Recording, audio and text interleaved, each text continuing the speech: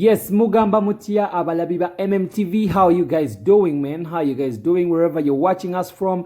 Thank you for watching us. Thank you for making us #1 news bulletin channel around the globe. Thank you for watching us from wherever you're watching us from. Mwena abali okutulaba okuva Dubai, okuva Abu Dhabi, okuva Saudi Arabia, okuva Qatar, okuva Oman, nensi ezenjawulo.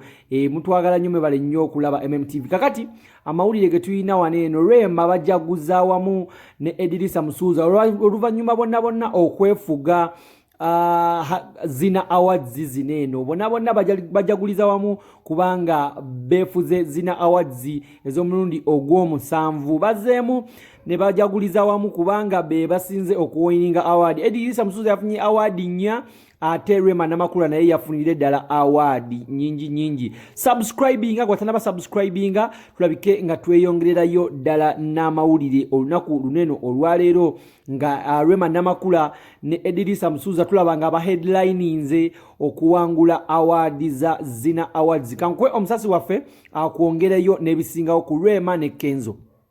Tantambi Jimso, Rich Boya, Maxudi Jr.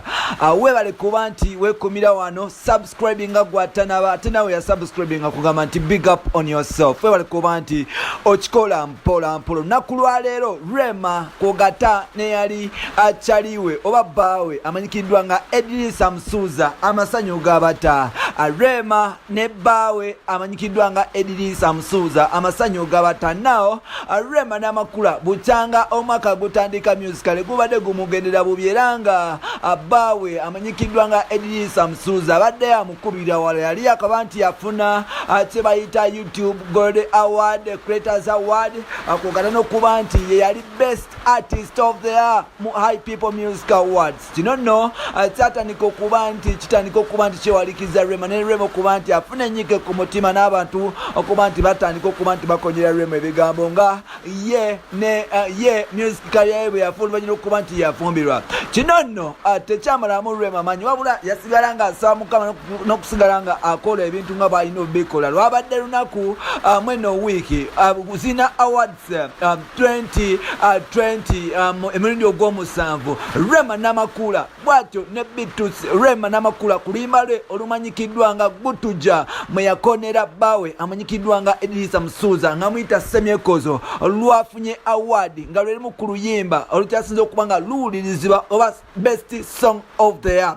Wano nno Rema gabadde masanyu meerere era Rema kata asulenga ali bukunya wabula ne Eddy Samusuza teyaviiridde awo. Eddy Samusuza yafunye awards almost nnya. Best Male Artist of Best Artist of the Year at 2020 Zina Award Festival Eddy Samusuza. Best Afrobeat Song Semyekozo Eddy Samusuza. Best best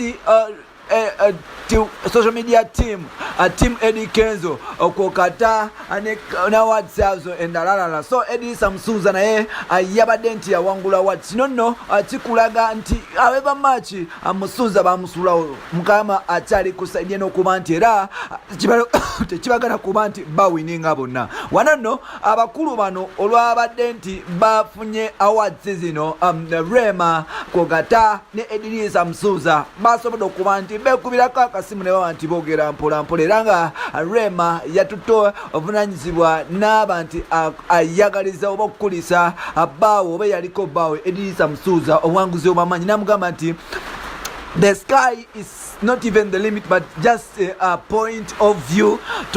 Toyina kuba nti ogwamu maanyi era nze ndi mabegawo buli kyokola kyonna. I'm your #1 fan at Daddy Amal Musuza ne Kenzo naye namugamba nti bwe nkomawo Uganda njagala tubeere nga tukola kapate because ennyimba zonna ebbiri Semyekozo okogata ne Gutuja zonna twalinga abeekola naye ate Mukama yatuyamba tugifunyemu ekintu ekyomugaso. So n'olwekyo nawe yogayoga Mama Amal era wenkomerawo e Kampala just manya nti gera kubeera party after party wetogera musuuza nno abadde ali ku ndiri Ivory Coast eyo nga Alsas Mutigomya naye ng'ate jasobodde okuba nti ayogera ne mukyala we Rema Namakula best song of the year gutuja featuring B2C wanono Bonna B2C ne Rema bonna bafunye award ate nga best artist of the year 2020 Zina Award Festival bamuyita Eddy Kenzo no yomu ku bayimbi abataluzinga nnyo because